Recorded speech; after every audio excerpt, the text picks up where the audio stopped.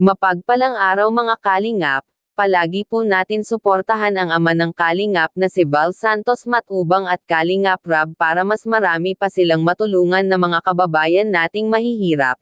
At please lang po kung maaari lang wag natin escape ang ads ng videong ito, kasi malaking tulong na po yan sa mga tinutulungan ng kalingap. Kalingap Rab naiyak, ano kaya ang dahilan kung bakit naiyak si Kalingap Rab? Yan po ang ating pag-usapan ngayon dito sa reaction video na ito. Bro, may tanong ako bro. Binabash ka pa bang ganyan? May babae kang ganyan? Kaya natin sila, basta focus tayo sa tinutulungan natin at sa mission natin. Kayo sa pag-scout nyo, di ba? Focus tayo.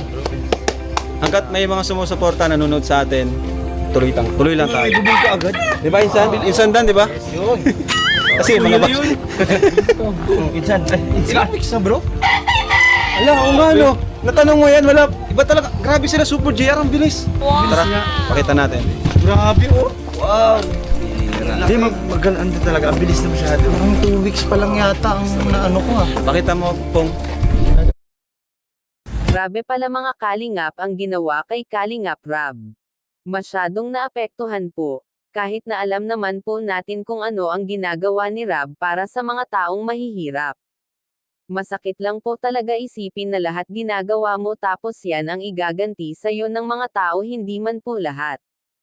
Pero marami ang nagbabash kay Kalingap Rab, sana naman po itigil na natin kasi kung wala po ang Kalingap, kawawa naman po ang mahihirap. At lalo na po sa mga gusto mag-aral, pinapaaral po ng Kalingap. Dahil mabait si Rab, hinahayaan niya na lang kung ano man ang mga sinasabi sa kanya. Ang importante marami pa rin ang sumusuporta sa kanya. Ika nga ni Rab, hanggat marami pa ang mga nanonood sa Kalingap, tuloy pa rin po ang pag-vlog.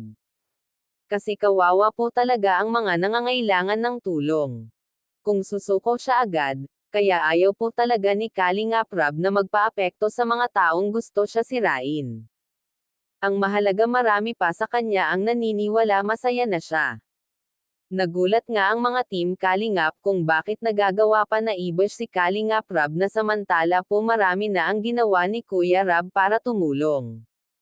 Kung para po sa akin, hayaan ko na lang ang mga yan, ang importante wala kang inaapakan na tao, at masaya ka sa ginagawa mo.